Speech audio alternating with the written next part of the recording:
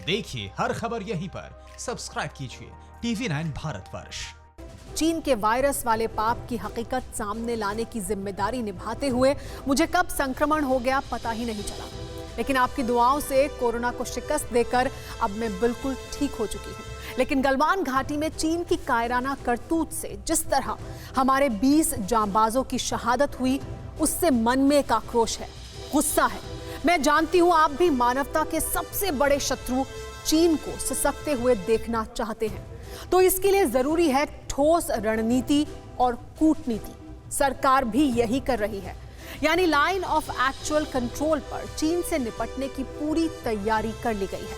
सेना के जवान मोर्चे पर डटे हुए हैं, एयरफोर्स के फाइटर प्लेन भी लगातार गश्त कर रहे हैं। इसके साथ ही सरकार ने सेना को LAC पर हालात के मुताबिक फैसला लेने की पूरी आजादी दे दी है। माना जा रहा है कि army chief general MM Naravane Ladakh का दौरा कर सकते हैं। जवानों को चीन की हर नापाक हरकत का उसी अंदाज में जवाब देने को कहा गया है जिसे ड्रैगन की नस्लें अच्छी तरह समझती हैं। चीन को एहसास हो चुका है कि शेर के मुंह में हाथ डालकर उसने कितनी बड़ी गलती कर दी है। लेकिन सबसे पहले आपको एक बेहद सनसनीखेज खुलासा बताते हैं।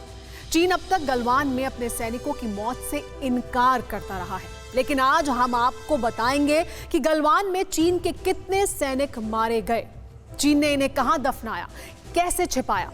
चीन के पाप की हर परत को बेपर्दा करने वाला ये ऐसा खुलासा है जिसे देखकर आप चीन से और नफरत करेंगे। वहीं अपने जांबाजों के शौर्य और पराक्रम से आपका सिर फक्र से ऊंचा हो जाएगा। ये सुपर एक्सक्लूसिव रिपोर्ट देखिए।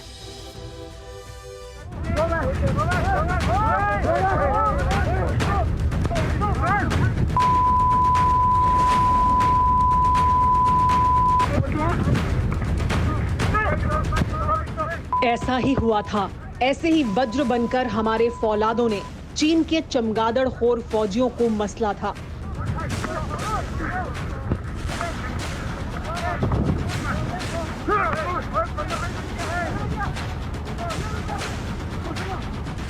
ये सिर्फ तस्वीरें नहीं हैं, ये सबूत हैं हमारे वीरों के शौर्य और पराक्रम का। TV9 भारतवर्ष इन तस्वीरों की पुष्टि नहीं करता है, लेकिन इतना जरूर है कि 15 जून को गलवान में चीन के फौजियों की रीढ़ इसी तरह तोड़ी गई थी। LAC पर चीनियों पर ऐसे ही लातें पड़ी थी। जिनपिंग के उद्दंड चंडालों की उछल कूद का जवाब इसी तरह दिया गया था। 15 जून को गलवान घाटी में चीन के साथ हिंसक झड़प हुई थी। हमारे जवान चीनियों के तंबू हटाने के लिए बातचीत करने गए थे, लेकिन ड्रैगन की नस्लों ने पीठ में खंजर घोंपा, जिसमें हमारे 20 जांबाजों की शहादत हुई। गलवान घाटी में चीन को सबक सिखाए लगभग 1 हफ्ता बीत चुका है। हमारे वो जवान जो वीर गति को प्राप्त हुए, उनकी अमर गाथाएं अब इतिहास का हिस्सा हो चुकी हैं, जो आने वाली पीढ़ियों को सुनाई जाएंगी। लेकिन चीन की बेशर्मी देखिए। चीन ने अपने उन सैनिकों का नाम तक नहीं बताया जो वहां मारे गए, लेकिन अब चीन की इस बेशर्मी की परत दर परत खुलने वाली है। हम आपको बताएंगे तथ्यों के साथ, सबूतों के साथ, गलवान घाटी में चीन के कितने सैनिक मारे गए थे, चीन ने अपने मरे हुए जवानों का क्या किया, चीन ने मारे गए जवानों को कहां दफनाया, चीन ने घायल जवानों का कहां इलाज करवाया। सबसे बड़ा सवाल ये कि चीन ने अपने जवानों की मौत के बारे में दुनिया को क्यों नहीं बताया। लेकिन सबसे पहले जानते हैं कि 15 से 16 जून की दरमियानी रात के घुप अंधेरे में क्या हुआ था। धोखे से हमले के बाद गलवान घाटी में 4 घंटे तक हाथापाई हुई। हमारे करीब 100 जवान थे, वहीं चीन के 400 से 450 सैनिक थे। बावजूद इसके हमारे जवानों ने चीनी सैनिकों को जमकर पीटा। कई चीनियों की गर्दन तो कईयों की रीढ़ की हड्डी तोड़ दी गई। 3 फील्ड रेजिमेंट ने चीन के कर्नल को जिंदा पकड़ा था। इतना ही नहीं, सूत्रों के मुताबिक झड़प में चीन के कई सैनिक मारे गए थे, लेकिन चीन इससे लगातार इनकार करता रहा है। बीजिंग के तानाशाहों के भोंपू अखबार ग्लोबल टाइम्स बार बार गलवान में अपने सैनिकों के मारे जाने से इनकार करता रहा है, लेकिन चीन के इस पाप का खुलासा हम करते हैं। सूत्रों के मुताबिक भारत से झड़प में चीन के 53 सैनिक मारे गए। चीन गलवान घाटी में मारे गए अपने सैनिकों को लेकर कहां गया, उनके साथ क्या किया गया, उन्हें कहां दफनाया गया, चीन ने इसके बारे में कुछ भी नहीं बताया है, लेकिन अब आपको हम जो दिखाने जा रहे हैं वो आपने इससे पहले नहीं देखा है। जो हम आपको बताने जा रहे हैं वो इससे पहले आपने नहीं सुना है।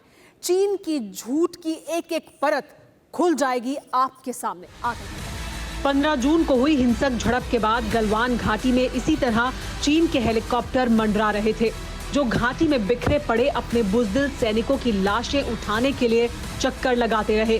सवाल यह है कि चीन अपने मरे हुए और घायल सैनिकों को कहां ले गया, तो उसका जवाब है ये तस्वीरें।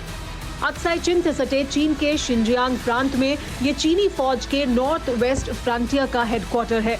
गलवान घाटी से अपने कायरों की लाशें उठाकर जिनपिंग के शागिर्द इसी जगह लाए। शिनजियांग में पीएलए का नॉर्थ वेस्टर्न फ्रंटियर कमांड है। 17 जून को 53 सैनिकों का पोस्टमार्टम शिनजियांग में किया गया।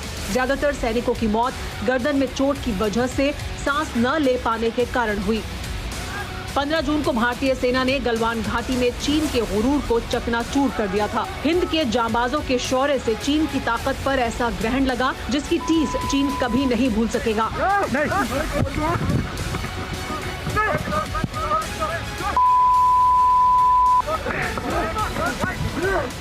दुनिया के सामने अपने कायरों की बदनामी ना हो, इसीलिए चीन ने चुपके से अपने सैनिकों को दफना दिया।